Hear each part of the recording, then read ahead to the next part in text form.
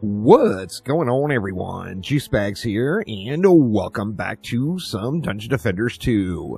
We got the expected Dungeon Defenders news today, and most of it evolves around Dungeon Defenders 2. However, we did get mention of the new and upcoming game, and additionally, it was mentioned once again that the Gun Witch is coming to Dungeon Defenders 1. So we have no dates on those yet, but let's jump into all the information. Now, starting things off in Dungeon Defenders 2, the Frostbound update is the name of the next update coming. This update is tentatively scheduled for November 26th. Now, it is important to note that Chromatic did say this is a target date, not the 100% confirmed date yet. They're planning on the 26th. But if things come up, that date could be adjusted. Now, prior to getting this update, we'll get into the update in a minute, folks are always asking when bags are going to be on sale. There is an upcoming in-game sale event, which is very, very rare that we get an advance notice on these. We got one this time. It is going to be a 5-day event. It is going to include a sale on bags, a sale on vault space, and additionally a sale on the gold bundles. So your vaults, your bags, and then your gold bundles are going to be on sale. The gold bundles are these bundles where you can spend gems to get various amounts of gold. Now, this is going to be a 5-day event. It's going to start on the 20th and run through the 25th. And with this in-game sale event, there is also going to be an XP event. Now, this XP will be applied to your normal hero level and your character XP, but additionally, it will be Defender Pass XP as well.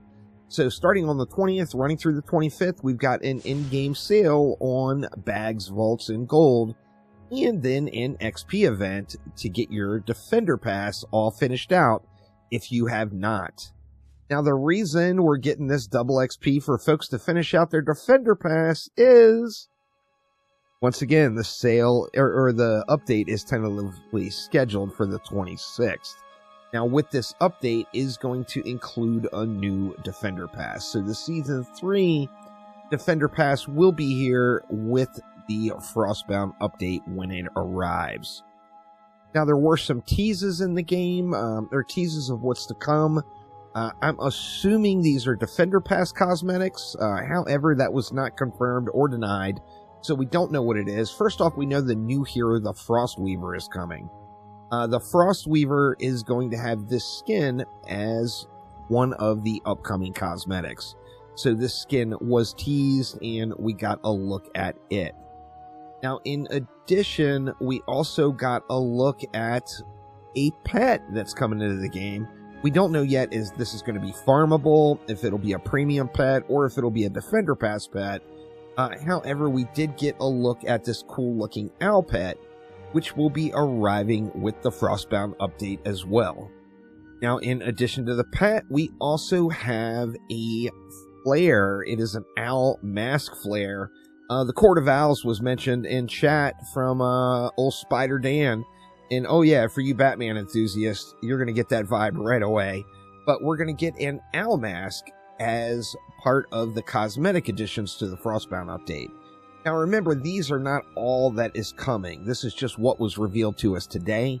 Of course, we'll get the full reveal when the update comes on the 26th.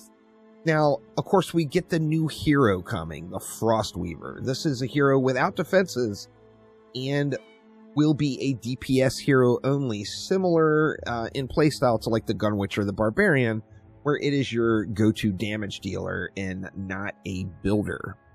Now, in addition to the Frostweaver as a hero, we also have the new game mode, Elemental Rumble.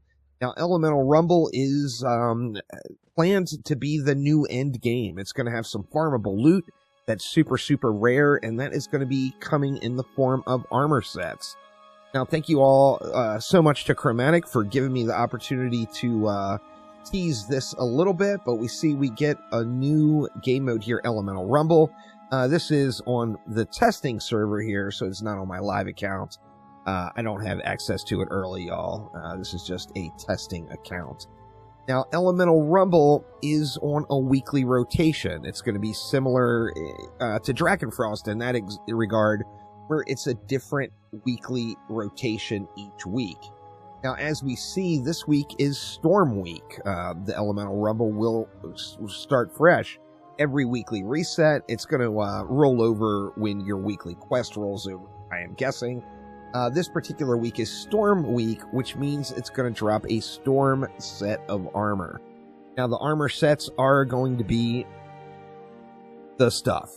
So it's going to be free stats and free effects on top of what you already have. Now, of course, you can move all your existing mods over to the new pieces. So all of your mods that you went through and grinded out are still safe.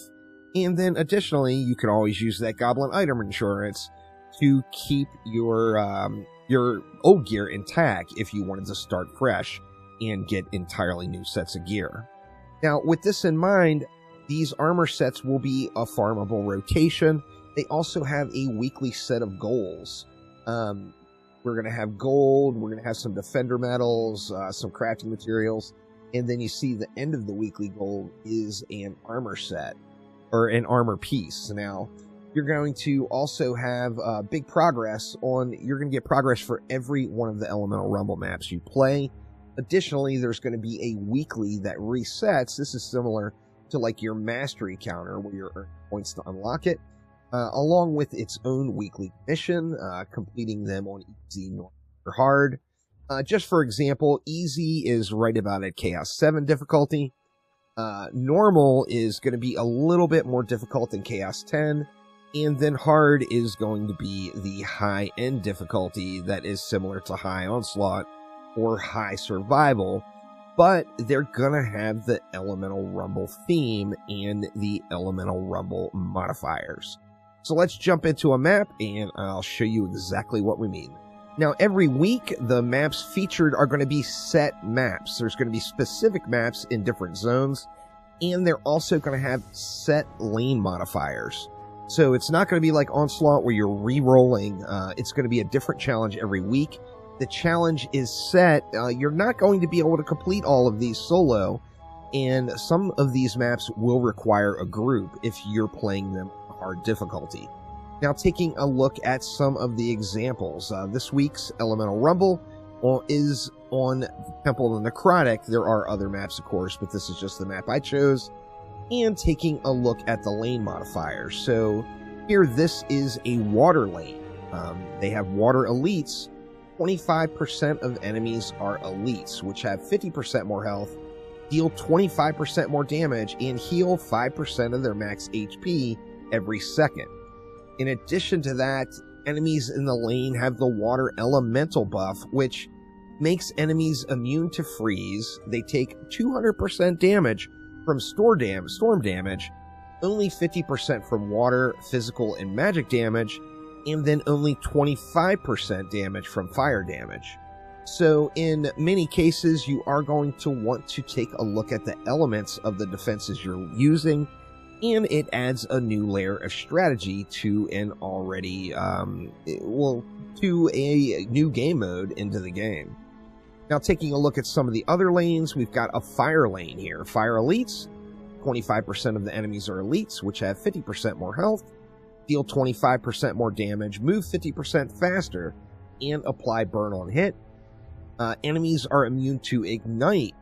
They take 200% from water damage, 50% from fire, physical, and magic, and then only 25% damage from earth damage.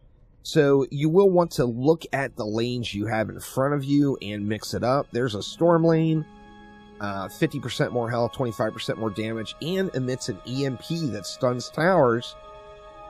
The storm elemental is they're immune to electrocute. They take 200% from earth, 50% from storm, physical, and magic, and then only 25% damage from water. And then on an earth lane, we see 50% less damage from projectiles. Enemies are immune to petrify. They take 200% fire damage, 50% from earth, physical and magic damage, and 25% storm damage. Now, with their elemental immunities that each individual lane has, of course, they're not completely immune to damage, but you're not going to be getting those crowd control combos, so you will want to use different combos on different lanes if you're building for the elemental effect. So with that in mind, on the water lane, you're not going to want to be using the freeze combo. On the fire lane, you're not going to be using ignite. On the storm lane, no electrocute, and then on the earth lane, no petrify. So these different elements, as I said, these are set on the lanes. So the maps will be different maps every week. It's a limited amount of maps to play with a set challenge. So no re-rolling. Once again, I got to say that over and over again, as I know a lot of people are not fans of the re-rolling of Onslaught maps. So this is the challenge. Will you be able to defeat it? Will you not? Now, the armor sets are going to be available on normal mode.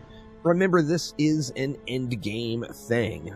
You can progress through the entirety of the game with all of the gear that's currently in it, including this game mode. So if you don't want to farm these armor sets, you do not have to. In addition to that, a brand new player is not going to be able to do this game mode at all. And in addition to that, it is something that's available for someone who wants the chase. So one of the things Dungeon Defenders 2 has definitely been missing is the chase for specific loot. So you're going to have 1 week on a rotating element. Now the element week, like this is Storm Week, means that the armor that you can drop, that is the set pieces, the super rare pieces, are going to be the Storm element. So you'll want to complete your Storm sets on Storm Week. If you're missing any pieces, you are going to have to wait for Storm Week to come back around before you can acquire that particular elemental set. I particularly am super stoked for this game mode. I think it's something that the game desperately needed, was a new game mode to play in combination with a actual loot chase in the game. That is just exciting news. Now, we did get a little teaser, not really a teaser. We did get mention of the new upcoming game. As most of us know, the majority of the studio is working on a new project that is unannounced. We know nothing about the game yet. They were planning on making a Bloons-style tower defense game that was going to be available on mobile and PC. That particular project was completely scrapped, and they're working on an entirely new thing. Once again, no mention of what this is, but Chromatic did say today that they are still working on it. They're making great progress on it, and we could or should expect to be seeing more information about exactly what this game entails in early 2025. So we got a couple more months before we're going to start getting the teasers on the new game. However, we do have a brand new game mode coming to Dungeon Defenders 2. We've got the Gun Witch on her way to Dungeon Defenders 1. And then, of course, the new and upcoming project, which is, at this point, still a great mystery. So, hopefully, this was an enjoyable recap of today's news. And thank you all so much for hanging out. So, have a wonderful rest of your day, and I will see you next time around. Take it easy.